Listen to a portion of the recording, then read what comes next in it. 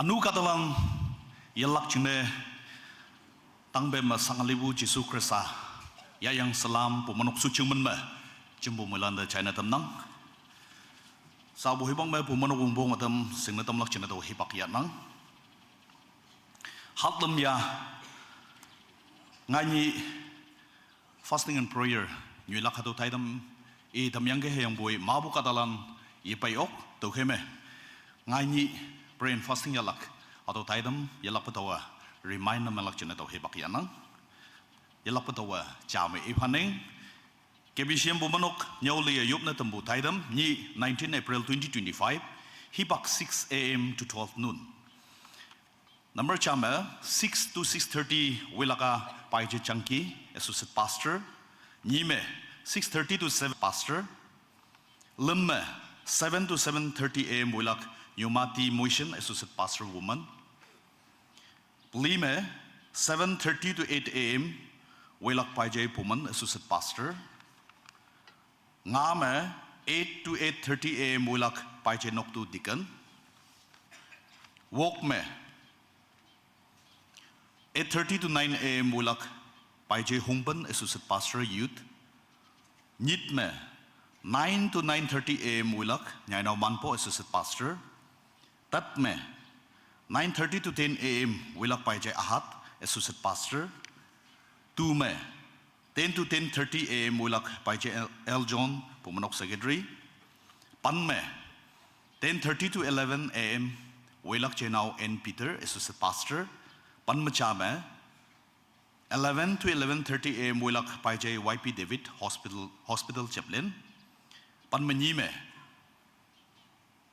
11 to 11:30 to 12 noon Wilak Reverend H. Mopa Pastor Kebishim Hakie Ngani Nyole Yublak Taidam Hakie Tamyang Wanang Tuke Tini Ngobu Kebishim Echui Eyong Moilan Kay se Yalak pa China Tamnang Ana Tini Yipay Opo Tam Ngoya Boy Yubi Jing Simde Yublak Taidam Ngaulan Hayam Kayo se Atau Ngaulan China Tamnang Anyana Wilak Lande Adome pray points pelibong habo chine kongkum bu cover up ne yemeng to kay okpushine yup kama nyuibu kayme adome nyano yu umbu pray points so ya yanga yupu oklak kachao se atau ngawlano yalak pe China tamnang mulana hado taidam ngani bu taidam chine yupa tanha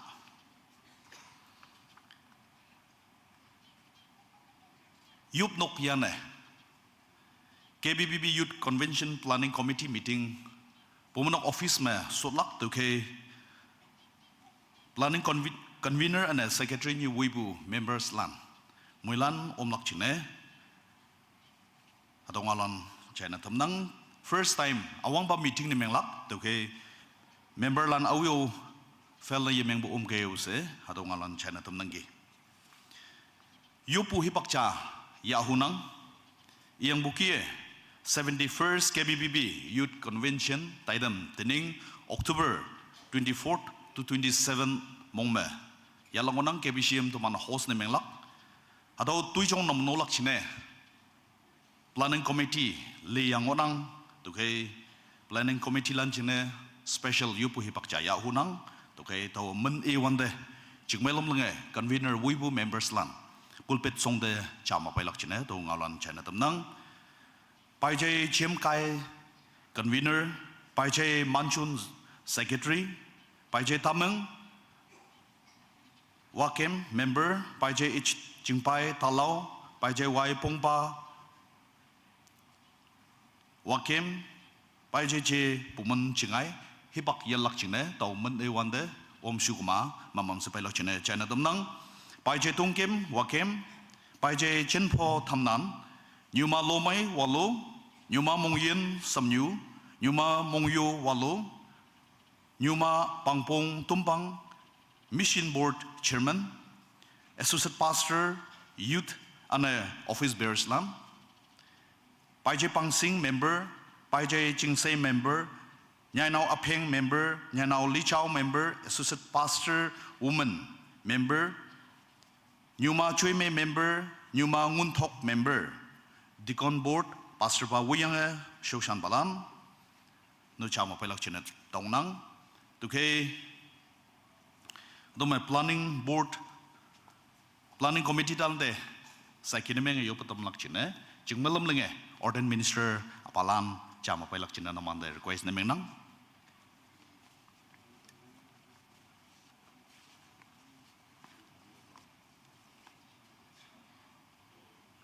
teman bai district chaplain ba MN solak chine tongnang October se do mayang hipak law yinang saji hipak ngoi benang tukhe tini meeting akong walak ngai ni hemni matang akong wang tuiso lili lenga chonta lang onang tukhe convener ba wiyang member lan au yen ocean wanang takasangbu hangu yinang be kawanga yen mai phai hado tuiso namono oklak chine kawang mabu kunchong malam yue ayen mai yue yup tampa ane iman wuyang teningbu hado youth convention taidam kawang mikti shwana tame yong taibu bai shinya ise moiman bu taidam ayong chane myang tam haze ana kebishim pumanok tuman chinio kawang mabu chumai wanma yu pa pangyuha ngawnga yublak taman bai yang bukie MNC lak chine taman bai district chaplain bada tongnang jingmailam nge committee member lan planning committee member lan chama solak china tongnang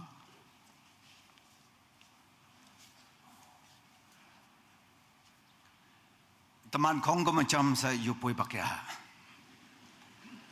oh ya senjata yang teman yang suci yang sama ini tujuh orang kawan mana kami semua oh yang kawan kalau ni macam super satu ni dan kembali kembali teman ada masih pun oh yang orang kawan teman telah kami kawan Mangga ini sudah, mangga wangsin, mangga itu lakukan.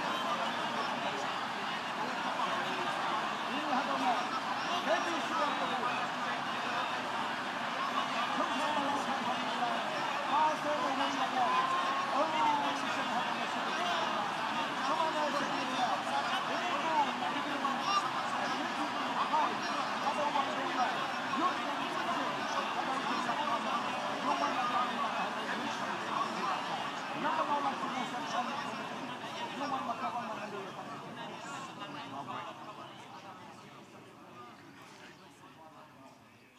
Ya sanyali bo yan kawang tanap pu hadaw bang nap yuwan ba kawang nang atumanda ayan nakisang hibak chu hewan konggamo may ang tambo sina uba nang damanyong panang uba tanap hadaw ma nang sisom umkama yuwan ba kawang nang da yup lak china sa tuman hibak ya bua teneng bu wang beng ma Konyak pang jem pang mongok bu youth department youth convention hang hiba jemlang ngoya bai hadaw KBCM macam lak china sa mongoya yang ke hayang hadaw china na manolak china hadaw ma planning committee teman bai bu menok man yom ba reverend moba imo bo yang tikon socheng sego socheng youth socheng hayang hadaw ma large members land hang sengoya bai planning committee chairman hayang hadaw ma finance hayang hangsen na manolak ohida pangoya bai sama yuwan bakawang nang bukaya teneng bu convention hadaw okpung ilakchina sa kawang nang yalak pa lamboy pa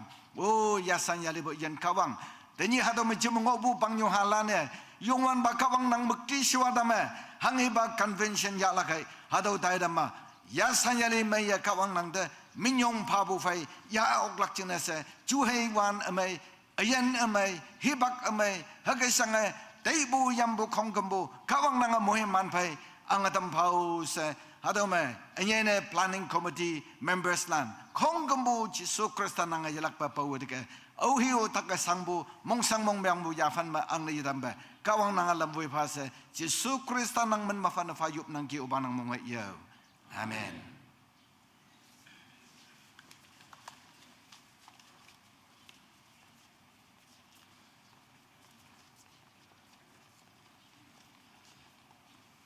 Yupatambu Ordin Minister Landa Manyumbo Panang, Kawang Yalapa Moimanpa, Nyit Lima, clear Nyanya Wanang to K, Convention Tidem, Yong May Yaulachine, Moilana, Yupuma, Tanha Ose, Atongalan China Tamnang, Wongbo Halan.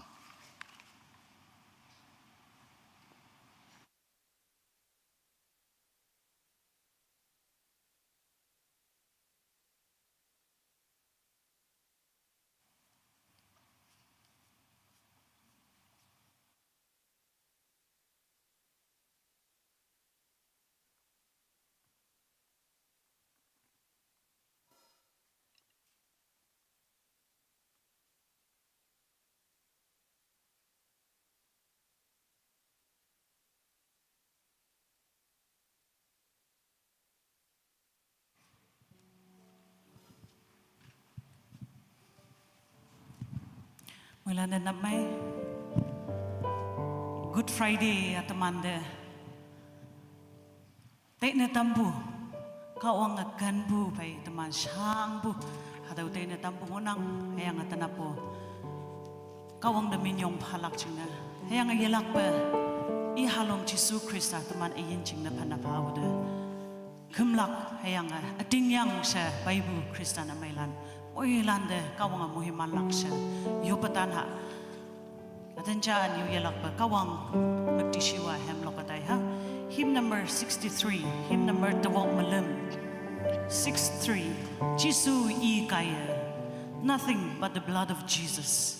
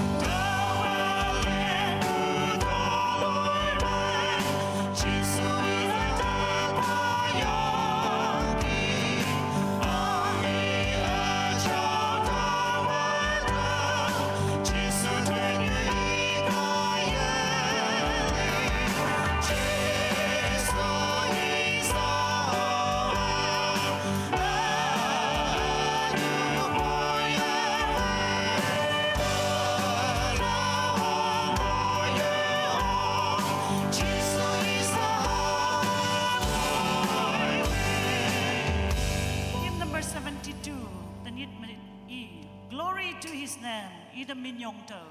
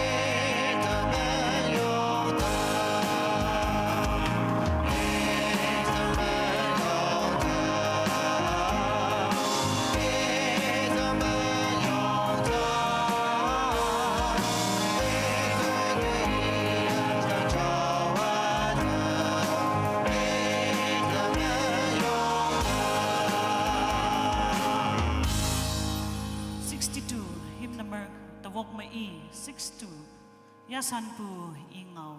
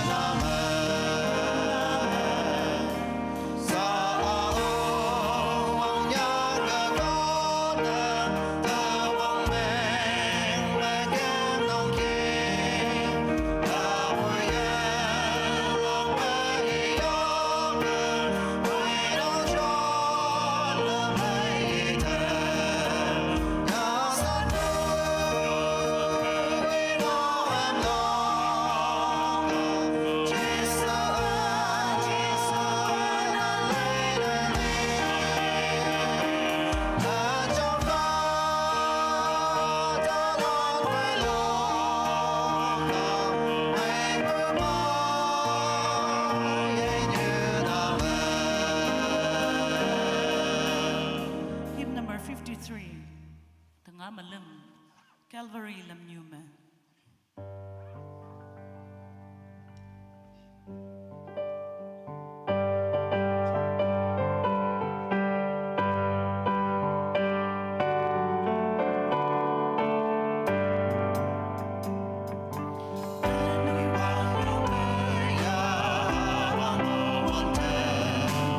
Hãy subscribe cho kênh Ghiền Mì Gõ để không bỏ lỡ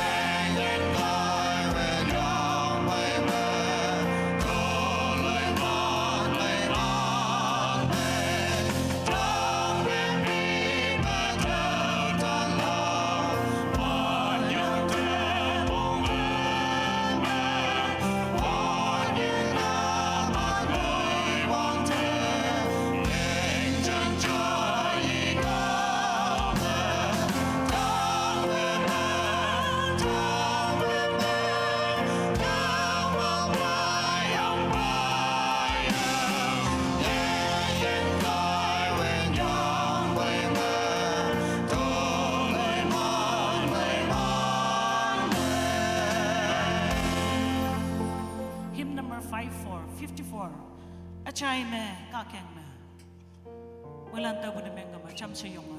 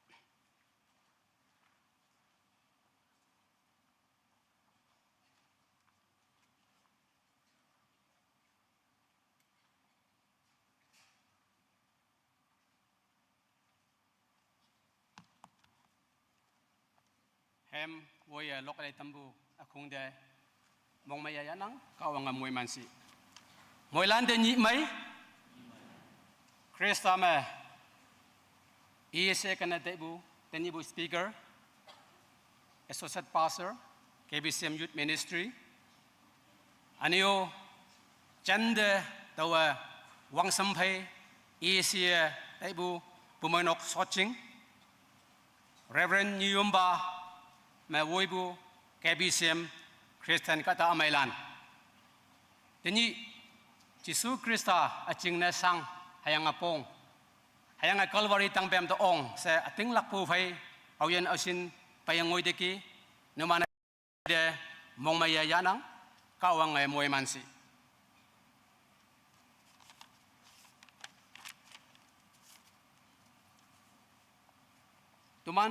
teman phai towe sa lak taidam haka e kaning taidam number lim 18 April 2025 good hibak 10:30 a.m. Chongba Pajay Nokyam Yopu Committee Chairman Santam Ward Achao Lai Eyang Yoplak Nyuma Linyu Sosanyu Kalaicha Youth Ministry Hemloklak Ladies Choir in charge New Kawangau Ya Pailak Pajay Hongben Associate Pastor Youth 30 minutes Ngaumik Tangpiam Angan Wong Luke chapter 23 26 to 49 Vok Toitam Yop Solak Akung Saka Tanyibu Taitam Hakangonang Sa Program Mangobukia Achao Lai Iyang Yoplak Jingne Nyumade Hibak Ebe Tamnang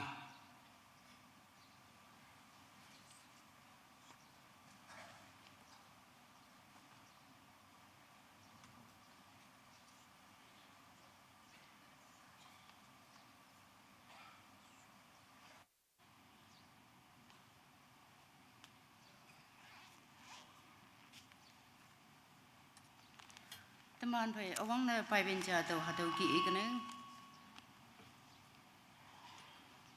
Luke 23 44 bepung 49 dengoye Hiyang sa hipak pan manyi paji